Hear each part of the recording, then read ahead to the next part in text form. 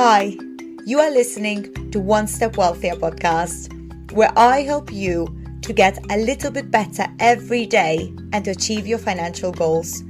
Follow along with me, and every week we will talk about all things personal development and personal finance. Together, we can get one step wealthier.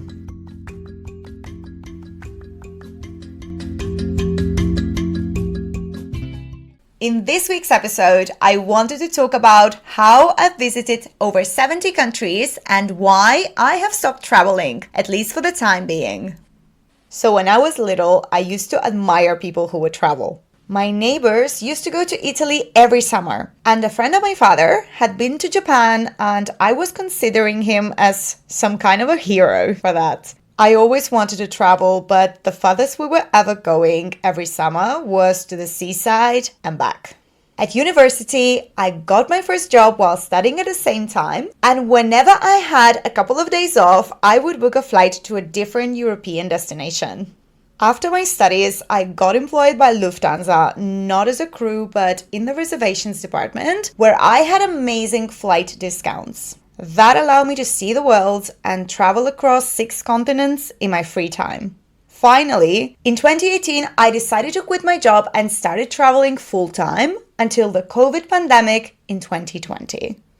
Now, you might be wondering, how did I manage to visit so many countries? Obviously, having flight discounts really helped with that, but I must say that during my 20s, traveling was my main priority. And when you really focus on something, as they say, the universe conspires for you to achieve it.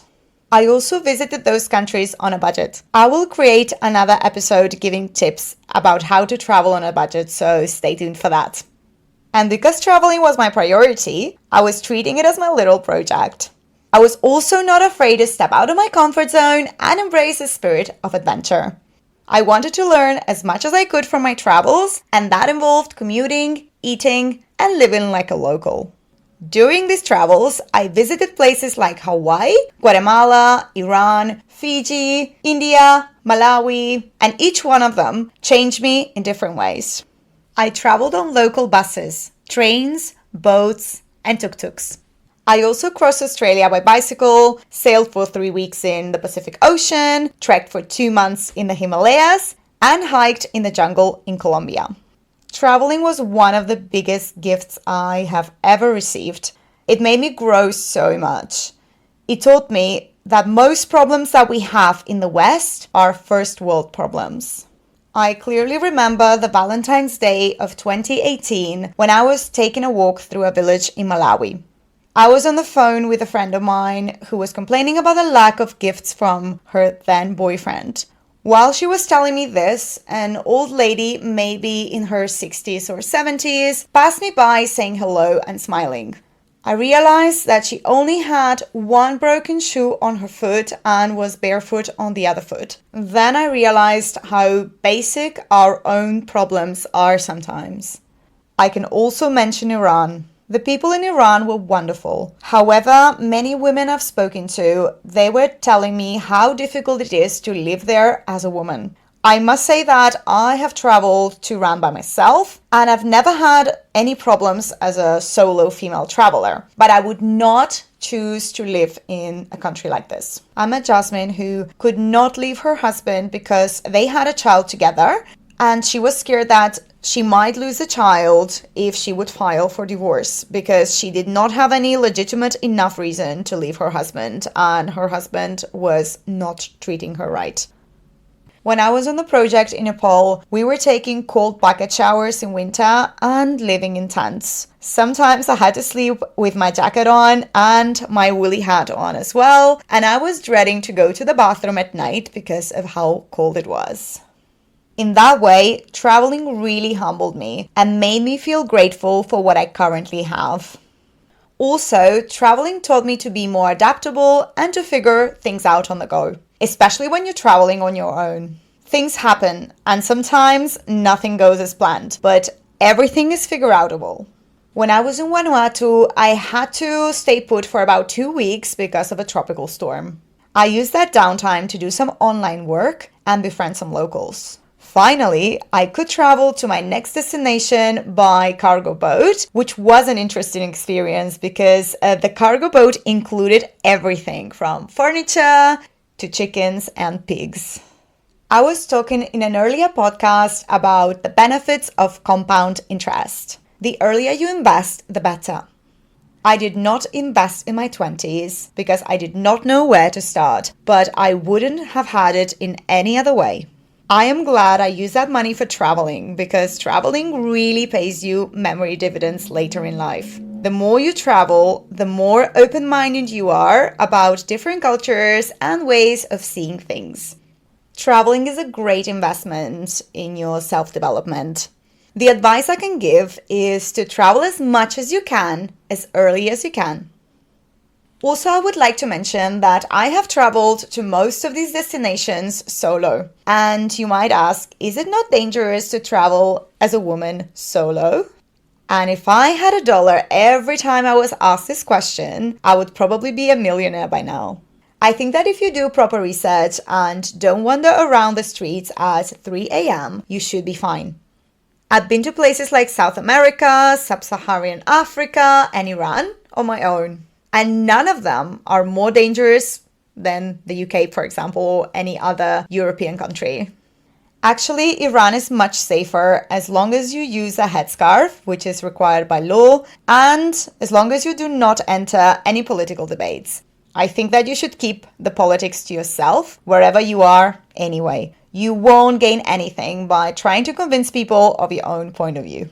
On the other hand, solo traveling gives you an amazing sense of freedom and self-confidence. When you're traveling alone, you realize that you are capable of achieving absolutely everything. You won't be alone if you don't want to. People are much more likely to talk to you if you are on your own.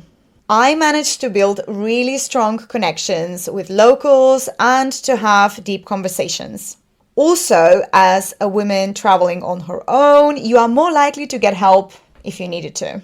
Locals tend to trust you much more, and the older women adopt you as their daughter. That happened to me numerous times in Mexico and in Iran, where other women try to accompany you wherever you go so you get safe to your destination, even when you know that it is actually really safe.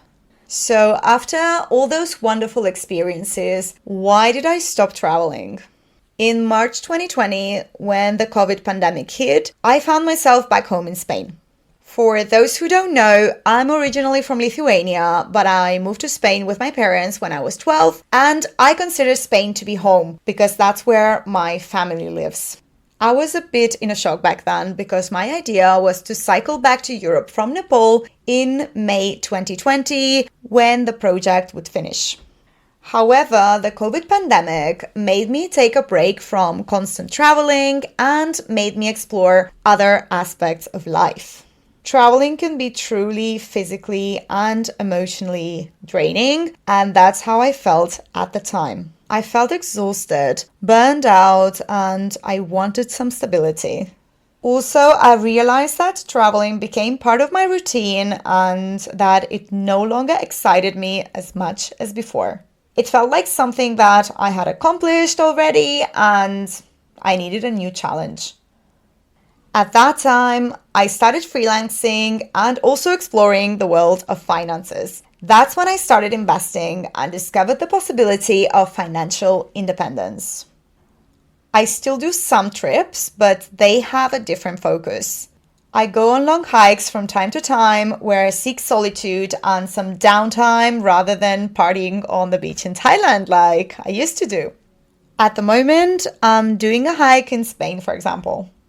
Those who met me while I was a true traveler keep asking me, so where are you going next? When is your next trip? And I must say that for the time being, I will be taking more time for myself, working on my projects and building roots here in London. I'm not saying that in the future I won't get the travel bug again, but at this moment, my goals are different. And that brings us to the end of this week's episode. I hope that you have enjoyed and learned something new. If you have any questions, don't hesitate to reach out to me through my email or my Instagram. Have a great week, and I will speak to you in the next week's episode. You have just invested in your personal development by listening to this podcast. Thank you for being here and helping yourself to become one step wealthier. Do not forget to subscribe to access new content every week and to better yourself. I hope that you have a wonderful day.